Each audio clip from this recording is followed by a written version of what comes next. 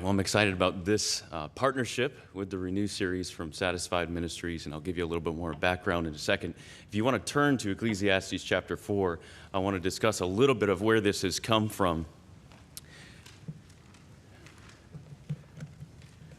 As we go through this, there's several principles I want to show specifically regarding accountability, and it's probably going to sound like a shotgun because that's how it feels like inside my mind right now. So I trust the Lord will lead to exactly which things would be helpful at this point. But Ecclesiastes chapter 4, let me just give you a little bit of background about how I came to this point.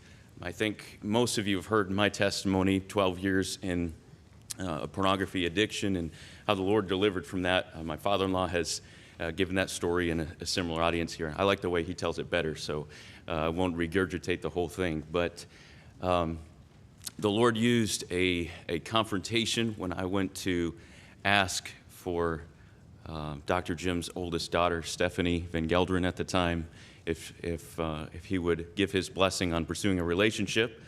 Everything seemed positive until he asked, like every father should, how my purity journey was, and how he knew it had been something in my past, and so he asked how that was, and I said, I wish I could say it was a past battle, but this is something I'm still wrestling with. And he took 2 weeks to pray about that and got back to me, and he said, if this is something that is still a stronghold in your life, I can't give you my daughter in this case. And so at that point, having prayed for her and being convinced for 7.5 years, which is not required in courtship, by the way. It's not. But after praying for that long and then getting a no for a very good reason from Dr. Jim. At first, it kind of led me into a spiral of just discouragement, more discouraged than I'd ever been. But thankfully, the Lord reached down and instead changed that to a desperation for him. And it was it was right during the COVID shutdown. I was under a 2-week quarantine and a time of isolation that generally could be very, very dangerous for someone who has a propensity towards isolating into an addiction of any kind. But instead, the Lord gave grace, and I spent each morning at Lake Michigan watching the sunrise and crying out for the Lord for deliverance. And I felt like at that point, as many in this room and many in our churches feel like, that I'm the only one struggling this way. I'm the only one that has tried everything. You hear a message on faith and you try it and it doesn't work.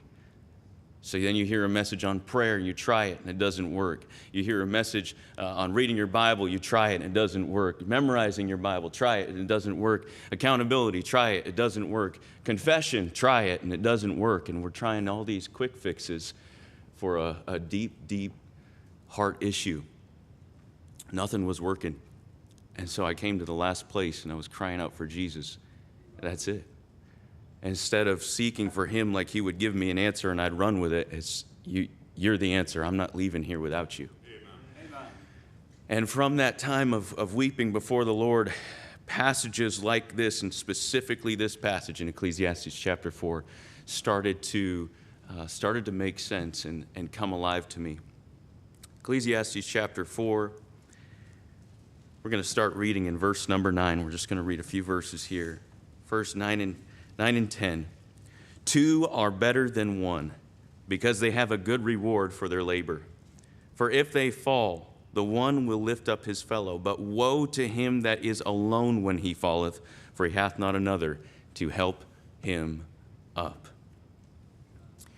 Now, the interesting thing about this verse is, at a first read, we're reading about falling, and you'd think it was a warning against falling, but it's not. There are other verses that discuss falling and warn against that, but this verse is specifically warning against being what? Alone. Woe to him that is alone when he falls. Many times we see victory just has to be a one and done. I was talking to somebody about this last night. We hear stories about when God does a special miracle of complete deliverance like this. And we think, my victory has to be like that, or it's not victory. And so we stipulate the kind of miracle that God's going to do in our life. It's got to look like this. And if it doesn't look like this, if I take one step back, if I have one compromise, then that's not victory. God's not doing anything. And we come to God, and our faith in him is contingent upon the fact that his miracle has to look like what I want it to look like. I want it to be a miracle that makes it easy for me to find victory. I don't want to have to go through a 14-week series. I don't want to have to get in a group of guys and start getting honest about this on a daily basis. I don't want to do this. This is something, it's got to happen like that, or that's not victory. And you don't tell God what kind of miracle he gets to do. You get to trust, and it'll look different. It'll look different than others, and that's okay. What we're presenting, both in the Renew series and then in my partnership with the Cord app in this partnership, is a means of facilitating the work that God wants to do in your heart. That's all. It doesn't work. Renew series doesn't work. The Cord app doesn't work. They don't work. Jesus works. And we're trusting he's going to use these means in your life. Looking again at this passage, and if the men have the PowerPoint, they can get the slides up there to begin that. They're working on it. That's okay. You have it in front of you. Woe to him that is alone. I want to discuss three issues, three problems that we have currently with what we think of as accountability, at least what it's always been in my life and pretty much any accountability I've heard of. I think three problems can be addressed from this passage. Number one is the idea of this aloneness. Now, the warning against being alone is not just be shoulder to shoulder with other people, because at least every man in here knows what it's like to be sitting in a service, in a classroom, and to be bombarded with those fiery darts from the wicked one in your mind, and you can completely fall in your mind with people all around you. Have no idea. Are you alone? Well, not physically, but you are in your mind. See, being alone is so much more than being with other people, having them around you. The problem is that no one knows what's going on in here. What this verse is warning against, Solomon is instructing, you need to have people that know what's going on inside your mind. You need to have people that know everything that's going on. The other aspect about this with aloneness is our accountability is often something we do maybe once a week. Now, we could talk about that it starts once a week, and then it's every other week, and then it's once a never. It fades out. But let's say it's once a week. If I'm accountable once a week, I'm alone for 6 days, and a whole lot can go down in 6 days. Generally, that starts with a smaller compromise the first day. I began to consider and think about the pleasure I had in a certain sin. And then the next day, maybe I'm actually setting myself up for failure by putting myself in a situation, being alone on the internet or whatever it may be. The third day, maybe I just take a second glance at a billboard on my way to work. The third day, though, an ad pops up, and I'm clicking and following that. And by the time the end of that week, I have progressively thought, well, I've already gone this far, so I might as well do that. I already have to confess this, so what's this? That's not that much worse.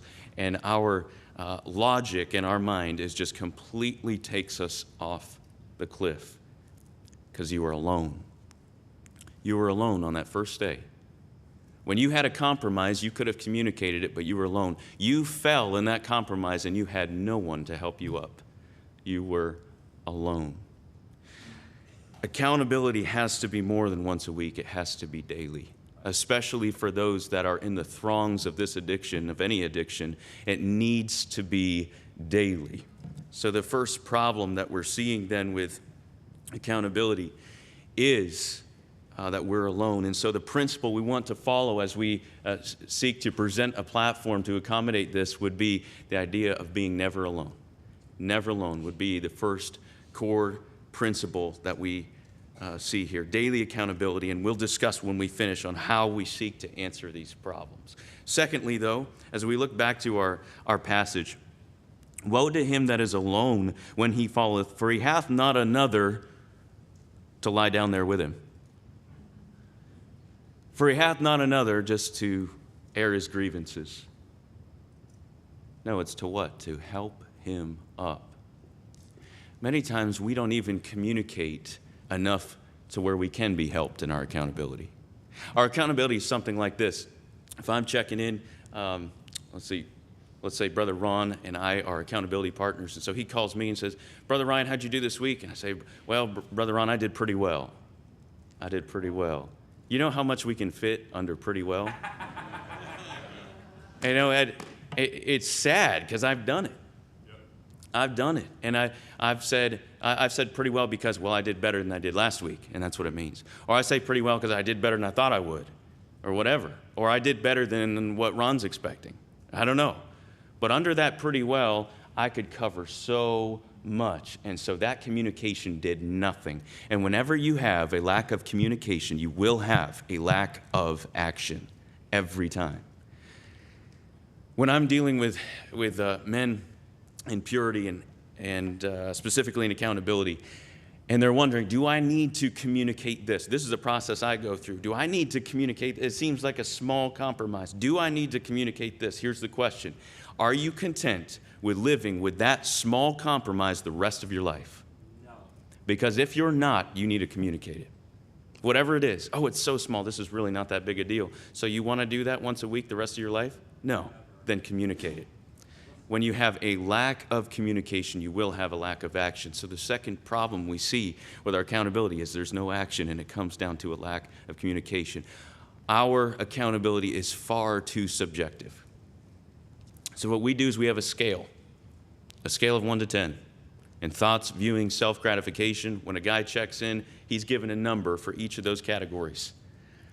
It's surprising to see how many steps you have to pass, how many ways of escape, you could say, how many levels you have to go down before you are actually seeking out and viewing pornography. Someone might think, well, that's if I take a second glance, well, that's probably if a 10 is absolute purity, down to a 0 being complete failure and relapse, well, then a second glance at something, that's not that bad. Well, that must be a 8 or a 9 on the scale. It's not. It's not. If we were to look at Romans chapter 8, do you know what it says? For to be carnally minded is death. You look at James and he takes you through from the progression that begins in lust and leads where? Death. Where does temptation begin? In the mind. To be carnally minded is death. But it doesn't say to be carnally minded could become death. It's like it already happened. When you consider something in your mind, you are even considering the potential of falling in a certain area. You have already allowed Satan into your heart, and the battle is as good as lost because you've considered it. And how many of us have thought that the victory comes by in that moment thinking, yes, this could be something that would be pleasurable, but yet we try to outweigh it with pros and cons. We're thinking, but it would hurt my marriage, it will hurt my testimony, my ministry, it'll hurt all these things. And we try to combat this battle with logic in our mind, and it's not one you will ever win on a logical level. Why is it that no matter how many when we're stacking up the cons, those reasons against why we should not fall in this area, no matter how much we outweigh it on this side, we will still fall so many times. It's not logical. And by doing that, by having this back and forth in your mind, you're giving Satan ground by considering it. Don't even consider it. To consider it on the scale, that's a 9. To set yourself up for failure, that'd be a 7 or 8. And that might be where you're on the internet alone, but it might be something totally different. How about this? I'm driving in the heat of the summer, and at the corner of my eye, I can see on a side street a jogger coming down. Now, I know with my past, depending on the way, if it's a girl and she's not dressed well, then it could be a problem for me. Now, what I could do is glance just to see and check, but I'm not going to do that because I don't need to know. And so instead, here's what it would be. If I glance and check and it's not even a girl, I'm still going to give myself a 7 or 8 because I set myself up for failure. I didn't need to check. There is so much freedom when you realize all these steps that we pass before we ever get to acting out and relapse. There's so many steps. That's a 7 or 8. 5 or 6, that's second glance at something. 3 or 4, that's when something pops up, an unexpected temptation that you follow through with. And then a 1 or 2, or some will just say zeros, is when you actually search out and find pornographic material. That's the kind of scale that we go through. Now, the idea of it is not so that guys get caught up, was this a 2 or a 4, or I can't remember which one it was. That's not the point. The idea is to communicate, to actually let's get honest and talk about the issue. You've probably heard my father-in-law's his message on the power of light in your life. And if you only let that light come down to something broad like I did pretty well, there's no light as deep as it needs to get.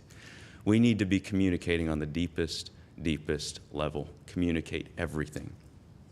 So the second problem that we're answering is that there's no action. But then thirdly, as we go back to our passage here, and I'm really excited about this one, to be honest. Let's look at verse number 11. We'll read 11 and 12. Again, if 2 lie together, then they have heat. But how can 1 be warm alone? And if 1 prevail against him, 2 shall withstand him. And a 3-fold cord is not quickly broken. Now you know where we got the name for the app, the cord. What is so unique about this illustration used of a 3-fold cord? You know, that's not often how we view discipleship. If you think of a cord, a 3-fold cord, there's 3 strands interwoven together. Which one of those strands is holding up the rest of the group, the rest of the cord? Each one. There's not one. Instead, what you find is an indefinite cycle of contributing to the strength of the group and depending on the others for your strength. It is an indefinite cycle. No one has to arrive to be a help. Do you know, I was talking with someone about this last night. We waited so long for someone who had been through a pornography addiction to arrive and then come back and help the rest of us. Still waiting. You're not going to find it. If we wait for group leaders that have arrived, we will not accomplish the accountability that we need to. We will not be the help that we need to be. Instead, we have an opportunity to get as soon as someone is seeking help in pornography, he has the opportunity to be encouraged to find someone else. Look for someone else. Get your eyes off yourself, as we saw in the video. Matthew 5:8 does not say, "Blessed are the pure in heart, for they shall be pure," or "they shall have more peace," or "they shall feel better." It's not about me. It's "Blessed are the pure in heart, for they shall see God." And the minute that I have some kind of selfish motive on it, then even trying the means I'm trying to get out of my pornography addiction could be selfish. There are so many outside of our churches and secular culture that are wanting to be free from this too, for selfish reasons. They want a better life. They want more peace. They don't want to be hung up. They don't want to waste so many time. Whatever it is, good reasons, but not the primary one that we have. We have an opportunity to see God. And it is so helpful to a young person or to an adult who is seeking victory in this to say, you know what? You don't have to get victory just because it feels better. Because there's going to be a time when it doesn't feel better. And you're going to fall. Instead, you're going to get victory because of the opportunity you have to live for your Savior, to grow closer to Jesus. And evidently, though we're not meriting any kind of relationship with God by our actions, but evidently there is some special relationship that we can have that is not otherwise possible until we are pure in heart. So encouraging someone when they join a group, you know what? This isn't about you. Look for someone else. Look for someone else. And I know that's hard for us to think, because what if they're not right in their minds? I mean, there is the aspect of follow me as I follow Christ, but it's follow me as I follow Christ, not follow me after I followed Christ and I arrived. Follow me as I follow Christ. That's discipleship. And I think it's by no mistake that Solomon is the one that is writing these things to us. Think about that.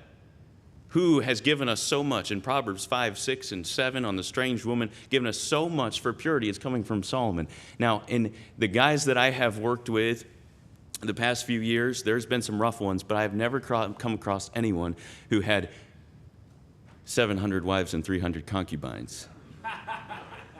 No one. I haven't gotten to Salt Lake City yet, so we may have an issue when we get there, but has not reached that level. You know what?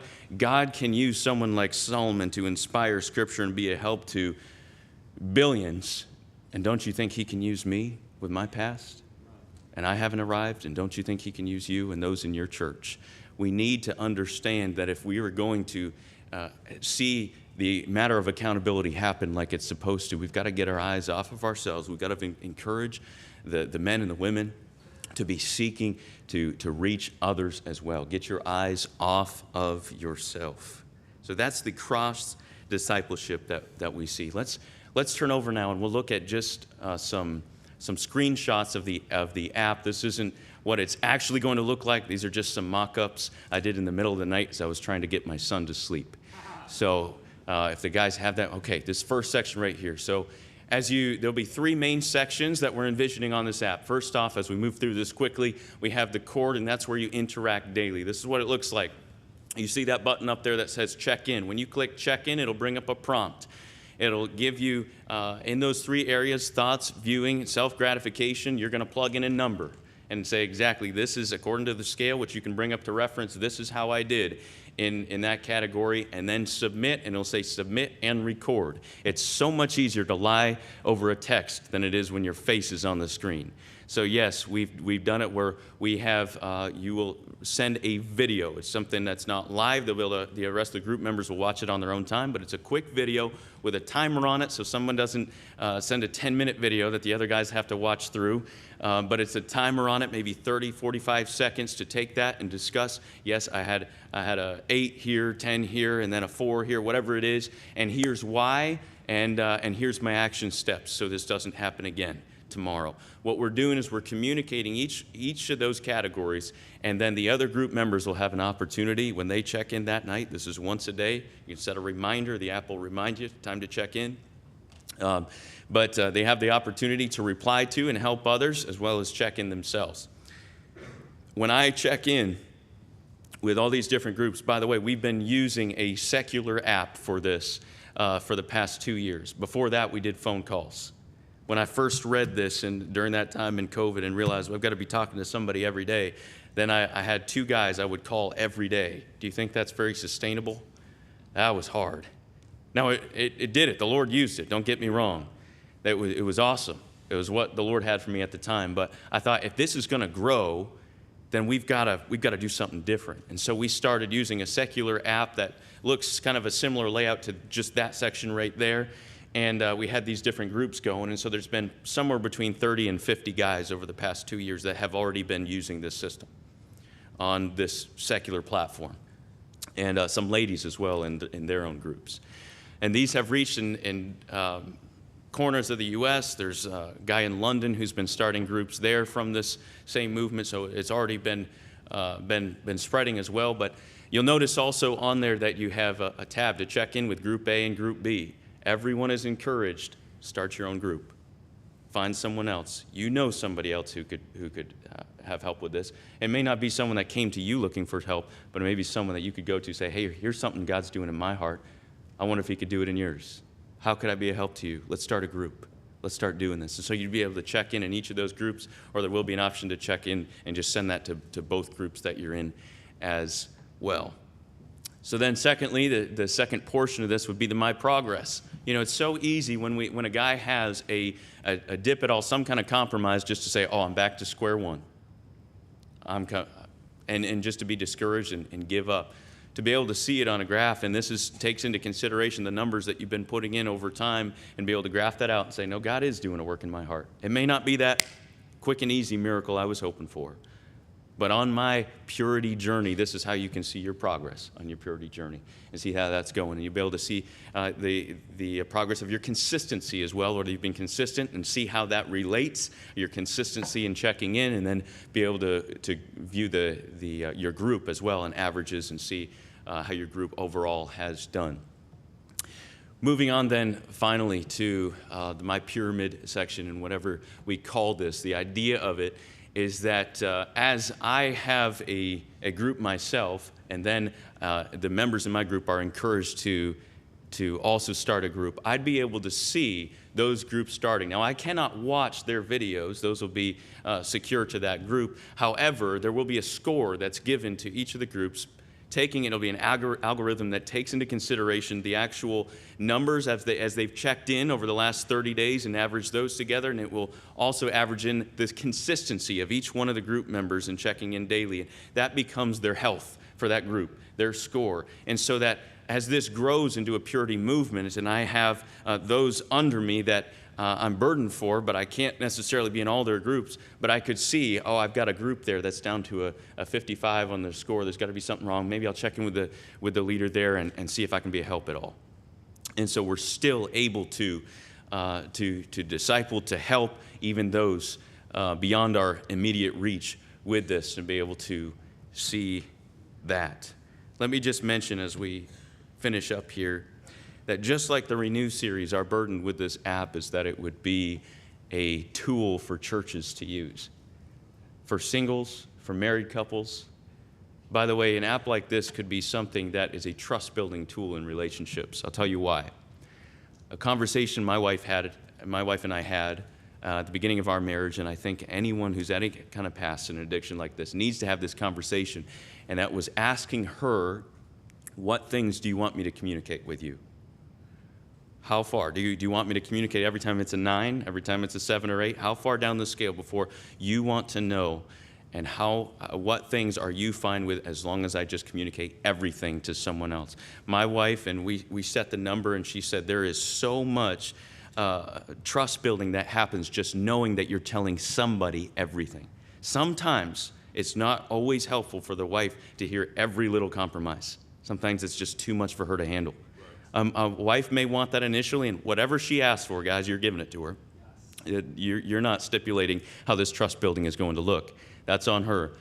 But if she says, no, as long as I know you're checking on this group, then that helps me.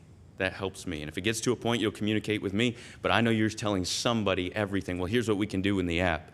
You will have the option to put someone as a kind of a backdoor burner email. If you are seeking the back door and don't check in a day, then she's going to get an email. So if she doesn't get that email, then she knows that he's checking in with the group. This would be good for young people, and they can put in their parents' email. And so that if a young person doesn't check in, then their parent gets an email. All right? Things like this, that because we're building this from the ground up, then we can put things like this in there that would be so, so helpful.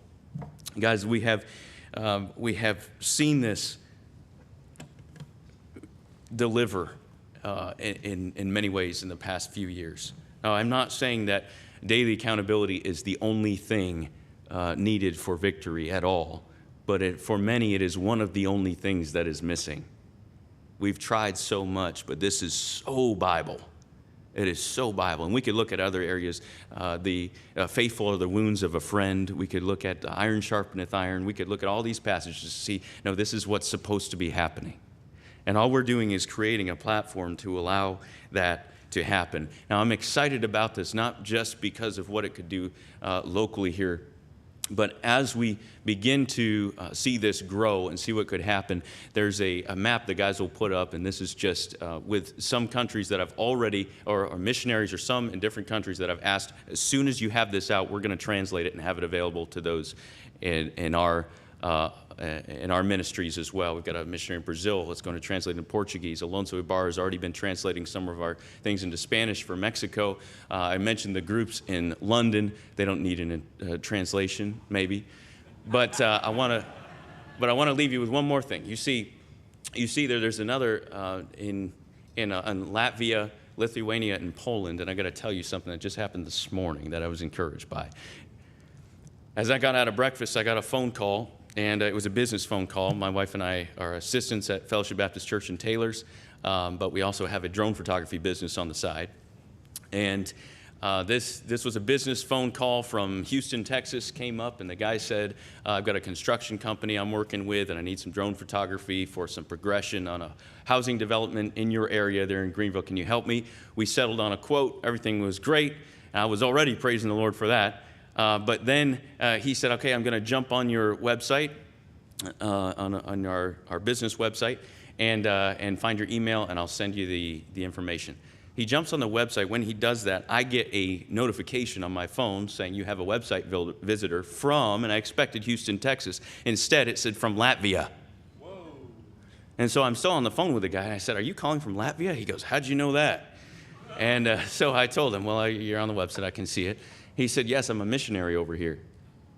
I said, "Is that right?" He begins explaining how he was in Houston, Texas, and was burdened about the fact that he wasn't involved in any discipleship. And so he had a couple of Latvian kids he had adopted, and the Lord told him, "Take your Latvian kids, go back to their home country and plant churches." And so he did. He went back there and he's planting churches. And then he goes right into telling me all the addictions they're facing in their ministry. And I said, "You're not going to believe this, but I'm just a few minutes out from a session on something we're doing to help in situations like this, help in addictions." He said, "I need that info." Last night, as I put this together, I thought maybe I won't show this because I don't have anyone in mainland Europe. And then the Lord arranged that this morning. You know, as Brother Joe said, there are corners we come to in this. It's just like if we were going to put the brakes on at all, God's saying, I'm in this. This is my thing, not yours. And that is so encouraging. We are on the edge of an absolute purity movement. If you don't think that you can help because maybe you haven't been through the addiction yourself, and so I don't quite understand it or whatever, pastors who have such a responsibility for leading your church in this, such a huge responsibility with 68% of church-going men regularly seeking out pornography, 50% of pastors, and then also 33% of our women, same thing. You think it was hard for me as a man to come out and admit I have a man's issue. How hard do you think it is for our women to come out and admit to what they see as I have a man's issue? We need to just as well be focusing and helping them out. I appreciate the fact that there's going to be material for them as well. This is something, pastors, this is available to you to take a hold of. Be a part of this in prayer in whatever way you can from the beginning. If you'd like to see more on the app, eventually it'll be on thecord.app, and you can see our landing page there. Right now, because we're associated with The Generation, it's thegeneration.com/thecord. Thegeneration.org, sorry. Thegeneration.org/thecord, and you can find some of the info there. Thank you.